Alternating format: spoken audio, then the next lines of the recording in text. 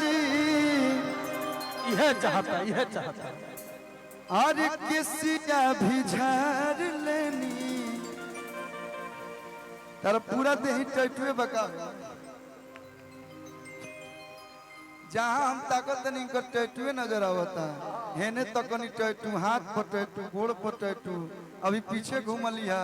इनकर मौआ टैटू धरा जाओ टैटू की शौकीन है ना बतावा हमारा मौआ टैटू धरा जाओ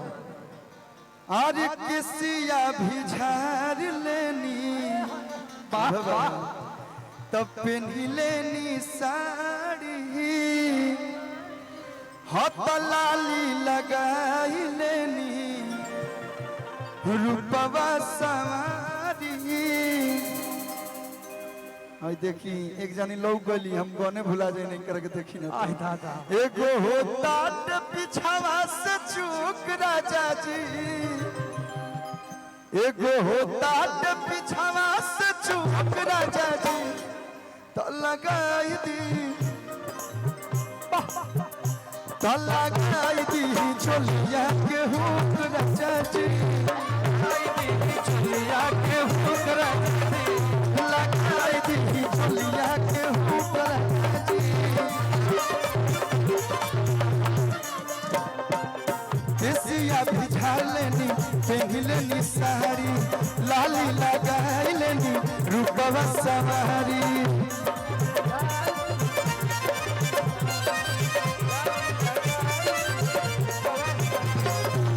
भोजपुरी के बहुत ही legend video director Rajesh Gupta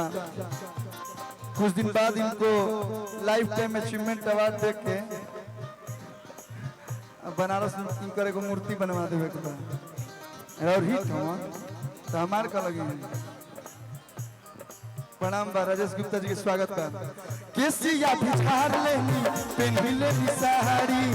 लाली लगाई लेनी रूपवा सवारी एगो होता पिछावा से चुप राजा जी एगो होता पिछावा से चुप राजा जी अबे बाबा एक कार्यक्रम के करार में सबसे बड़ा योगदान हमारे बाबा के बा ये बोले हमारे मित्र के घर है समझिए इनके मित्र यानी कि हमारे बड़े भैया बहुत सारा प्यार एगो होता पिछावा से चुप राजा जी एगो होता पिछावा से चुप राजा जी तो लगाई दी चोलिया के हुक राजा जी चोलिया के हुक राजा जी लगाई दी चोलिया के हुक राजा जी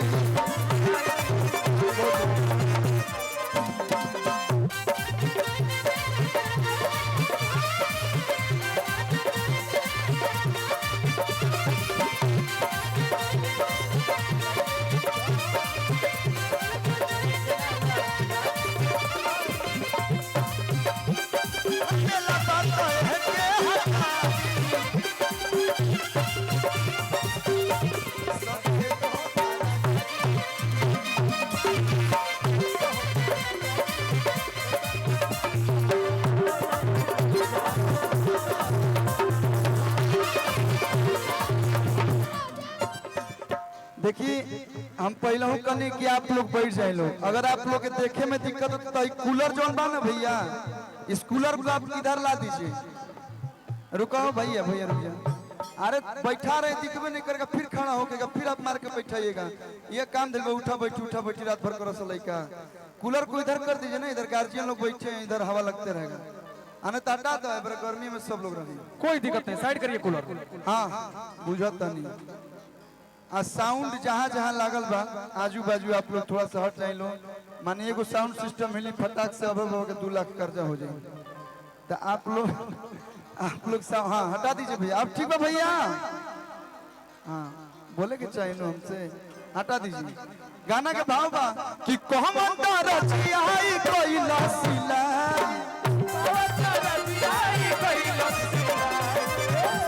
सबके तू हुक्म कैसे फसा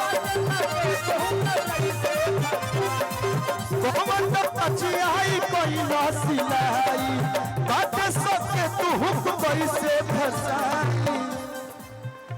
रउआ बुझिले नहीं हमर दुख राजा राजा जी जितना राजा जी लोग बैठल